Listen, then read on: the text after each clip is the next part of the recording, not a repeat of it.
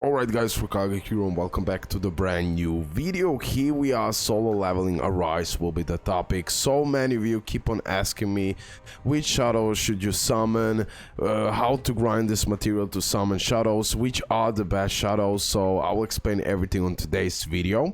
Massive shout out to Painblade, I will put his video in the description below. I am so happy that I am a little bit behind, because I was working on some other projects. I just need to pretty much grind some side quests and the story furthermore, and then I'll easily get 42, 43 level in just like few hours, if not even less. I will see. But he showed this, and I'm super happy because of that. I noticed that here, if I go into the codex, I totally forgot to do it because I was waiting until I unlock the shadows so I can make this video, because so many people keep on asking me this. And if you go in the codex, logically, I don't know how I missed that at all. You have your shadows, right? And here you can see for each shadow what is capable of doing. So I will make sure to guide you which shadow you should choose, because here you can make a crucial and big mistake. I mean, big mistake overall. So I'm happy that I'm a little bit behind here. There is also one more shadow. 1 second, let me show you. If I go back, there is one more shadow here that isn't in the codex, and this is this one, right? What people told, it's Tusk. Okay, Tusk is that final shadow, or the shadow that will be unlocked in a way like Igris. Okay, most likely. Now, first, I want to mention big mistake that you can do. For example, here, that you use the traces of shadows, which is usable to unlock shadows as well, that you use them to level up shadow. Igris, specifically. Please don't do that, okay? I was like, bro, wait a minute. I wanted to do like, I wanted to, I can level this up, and then I was like, wait a minute. To unlock this shadow, I need 100. Okay? And there is a specific chapter where you can grind the traces of shadows, but as well you can grind them in gates as well. Although as a free-to-play especially, even I don't want to spend much of essence stones for the gates. It doesn't feel right at all. So rather I'll wait a little bit longer time and just unlock the shadow. It's not big of the deal. It is more important to know how to grind this material. So, how to grind this material? Gates and chapter 10 side quests. Okay? I'm here on chapter 11. I believe I can finish. Oh yeah, I need to go to level 41. Now I'm pretty much finishing the side quests and all of that, playing around so I reach a higher level. And I am here on the side quest chapter 10, and this is the side chapter where you are getting traces of shadow. Okay, each of those will give you each stage will give you 4. You know, so I got already 4, 8, 12, 16, 20, 24, and so on and so on and so on. Okay, have that in mind. So make sure to grind this. This will be your additional material. Now that's how you grind it. Another huge mistake that you can do with the shadows is unlock this one immediately. Okay, my advice is gather to 100, gather this traces of shadow to 100, and then go and finish chapter 11, and chapter 12 you're gonna unlock more shadows, and then choose it wisely. This one will be unlocked like Igris most likely. Okay, so now let me analyze this 4 shadows, I mean 3, and let me explain why you should not take this one pretty much, nor this shadow for now. I believe this shadow here is way much bigger priority. So let me go into the codex. Okay, let me go to the shadows.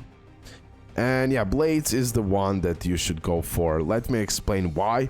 So if you got the iron or you got the tank, not the biggest deal, you're gonna be fine, but Blades is the best choice, and here is why. All team members attack increases by 3%, guys. Okay, that's pretty huge. That's, I mean, I know it's like 3%, and when you max it out, it will be 6, right?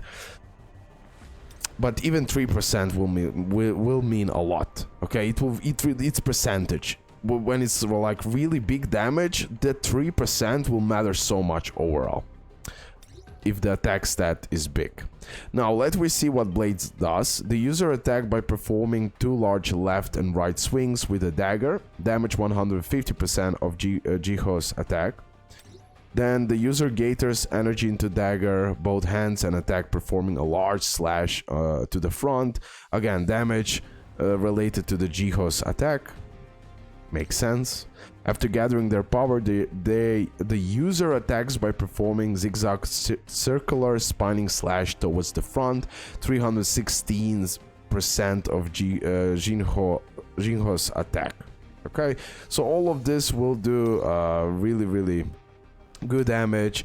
By the looks of it, by the description, the attacks are pretty astonishing, and overall this is the way to go.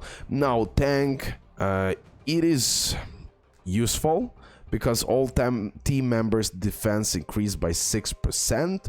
So especially for the tankers and all of that, it will be extremely helpful. But as well, like everyone who is playing, you will have bigger defense. That means longer survivability. But for now, I especially prioritize DPS over anything, because you can compensate that lower defense, that lower HP with the extreme evasions and right playing. Although it can be annoying, although it's not like the simplest thing to do, but doable definitely. And shout out to all free-to-play players doing crazy job in this game, many of them. The user attacks by quickly slashing the target from side to side. Again, attacks based on the Jiho's attack, but this one can also stun. This skill immobilizes the target, by the way, so the stun can be really useful. So even if you unlock it and you didn't wait for blades, it's not like the biggest deal, you know. There will be a global launch anyways, and guys, don't worry, we will have one big global server. We're gonna be able to interact with each other, but you know, we're gonna still have servers, so it will be a fair play overall. Okay, have that in mind. Igris, all team members' critical hit rate increased by 4%, absolutely busted, absolutely broken, and again doing damages based on Jiho's attack. Iron is also max HP increased by 6%. There is like the best support in the game. OMG, Nim, something like that.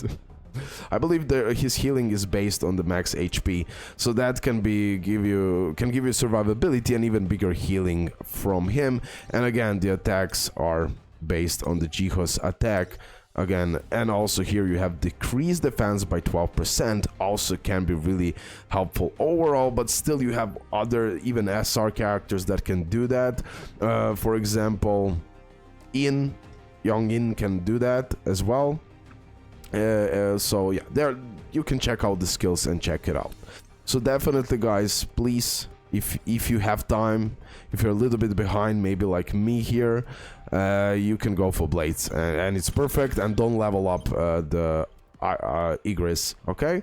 And do the side quest story, chapter 10, okay? Make sure to do that. Really important, and like this you're gonna be able to have enough pretty much to unlock the shadow with the gates. You are fine, and then just do chapter 11, chapter 12, and after first episode of chapter 12 you can already unlock Blades and you're good. You have the DPS and everything else. Okay guys, hopefully you did enjoy the video. Like I said, Pain Blades video will be in description below, and that's it. Love ya and bye.